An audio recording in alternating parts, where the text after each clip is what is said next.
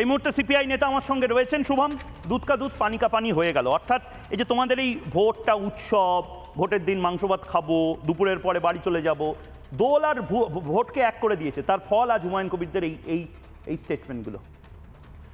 হিন্দু ধর্মের অন্যতম প্রধান শাখা অদ্বৈত বেদান্ত শাস্ত্রে যারা চারজন প্রাণপুরুষ, সেই দেশের 4 শঙ্করাচার্য বারবার বারণ করা সত্ত্বেও হিন্দু ধর্মের রীতিনীতি তোয়াক্কা না করে, শুভ দিনক্ষণ না মেনে অসম্পূর্ণ রাম মন্দিরে প্রাণ প্রতিষ্ঠা করেছিলেন যে নরেন্দ্র মোদী, তিনি হিন্দু ধর্ম বিরোধী। শ্রীমদ্ ভাগবত গীতায় অধ্যায় 9 29 নম্বর শ্লোক, সমোহম সর্বভূতেষু না মে দস্যস্তি না প্রিয়া, সেটা লেখা থাকার পরেও যারা যারা আমাদের দেশের মানুষের একটা বিরাট অংশের স্বাধীন ধর্মাচরণের অধিকার কেড়ে নিচ্ছে, শিক্ষার অধিকার, স্বাস্থ্যের অধিকার কেড়ে নিচ্ছে, তারা হিন্দু ধর্ম বিরোধী।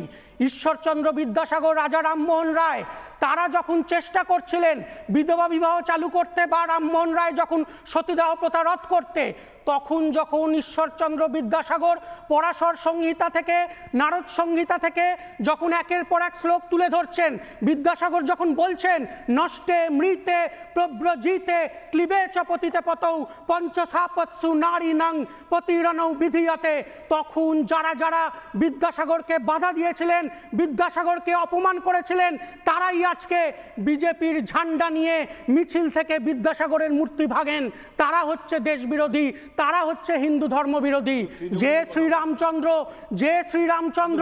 দলিত শবরী মাতার এটো ফল খেয়ে বলেছিলেন আজ পর্যন্ত আমার খাওয়া সব থেকে সুস্বাদু ফল, যে শ্রীরামচন্দ্র আদিবাসী নিষাদরাজ গুহকে নিজের প্রিয় মিত্র বলে নিজের পাশের আসনে স্থান দিয়েছেন, সেই বিজেপি যখন দলিত মহিলাকে রাস্তায় নগ্ন করে পেটায়, দলিতদেরকে কুকুরের সাথে তুলনা করে, তখন তারা হচ্ছেন রাম বিরোধী, তারা হচ্ছেন দেশ বিরোধী।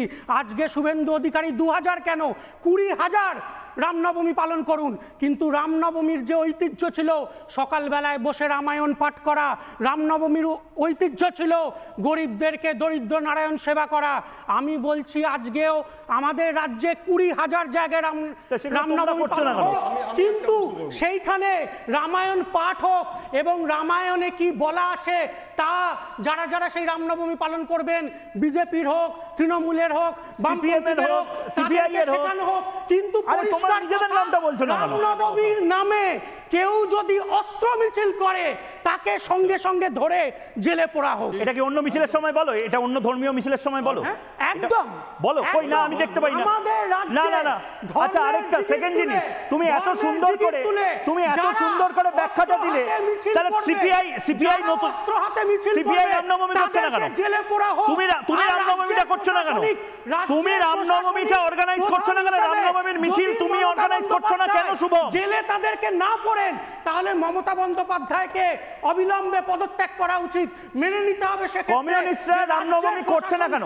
না আমাকে বলো, কমিউনিস্টদের সাথে রামনবমীর কি কোনো বিভেদ আছে? আমার একটা প্রশ্ন আছে। জিষ্ণুদা বলে নিন, তারপর আমি প্রশ্নটা। আমার এক সরল প্রশ্ন, এই যে অন্তর্জ শ্রেণী মানে তথাকথিত পিছিয়ে পড়া শ্রেণীর কথা বললেন, আপনি একজন সিপিআই সর্বভারতীয় নেতার নাম বলুন যিনি তথাকথিত এই তপশিলি জাতি বা উপজাতি যাকে আমরা সবাই চিনব, একজনের নাম বলুন। সিপিআই এর বা কমিউনিস্ট পার্টির দ্বিতীয় উত্তরটা দিয়ে দিই, সর্বোচ্চ যে পদ তা হলো পার্টির সাধারণ সম্পাদক।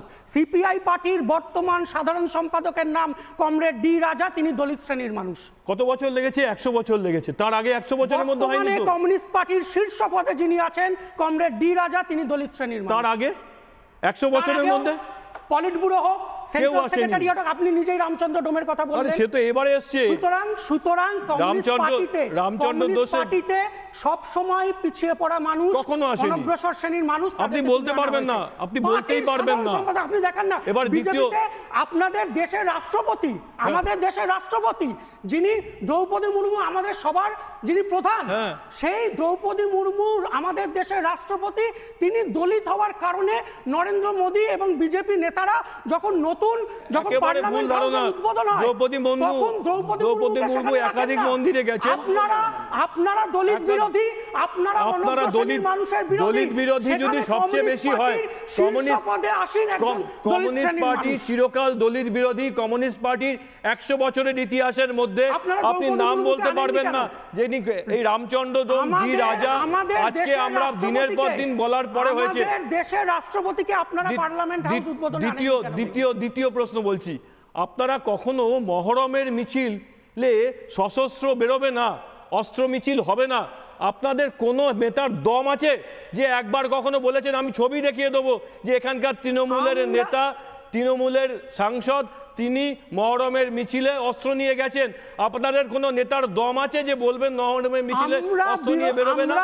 আপনারা কেবলমাত্র হিন্দুত্বর বিরোধিতাই করতে পারেন, এটাই আপনাদের একমাত্র এজেন্ডা। ওটা আপনারা করছেন কেন? শুভেন্দু অধিকারী, আপনি বলুন কেন শুভেন্দু অধিকারী 2 কোটি হিন্দুকে পথে নামার কথা বলছেন? কেন শুভেন্দু অধিকারী 2 কোটি মানুষকে পথে নামার কথা বলছেন? কারণ আমাদের অস্তিত্বটা বিপন্ন। যদি দুর্গাপুজোয়, যদি বিজয়া দশমীতে, যদি কিছুদিন পরে ইফতার পার্টি শুরু হবে, ইফতার পার্টিতে যদি হিন্দু, মুসলিম, শিখ আমরা সবাই যদি একসাথে দুর্গাপুজো, বিজয়া দশমী পালন করতে পারি, যদি আমরা একসাথে ইফতার পার্টিতে একসাথে খেতে যেতে পারি, তাহলে কেন রামনবমীতে হিন্দু, মুসলিম, শিখ, ইসাই আমরা কেন একসাথে রামনবমী পালন করতে পারবো না?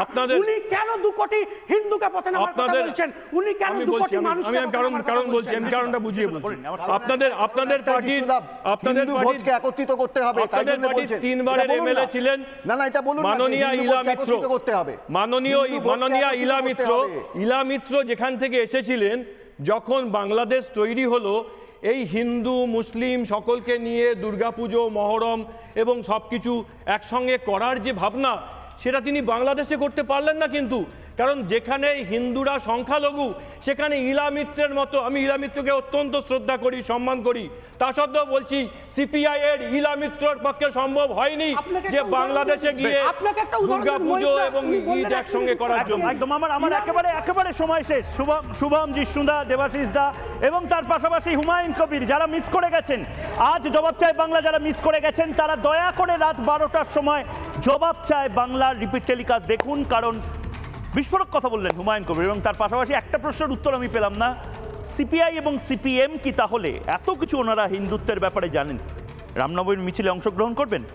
আমি নিজে ক্যামেরা নিয়ে যাব, যেখানে যেখানে সিপিআই এবং সিপিআইএম নেতারা রামনবমীর মিছিল করবেন আমি সেখানে লাইভ দেখাবো। চ্যালেঞ্জ দিচ্ছি, অ্যাকসেপ্ট করবেন?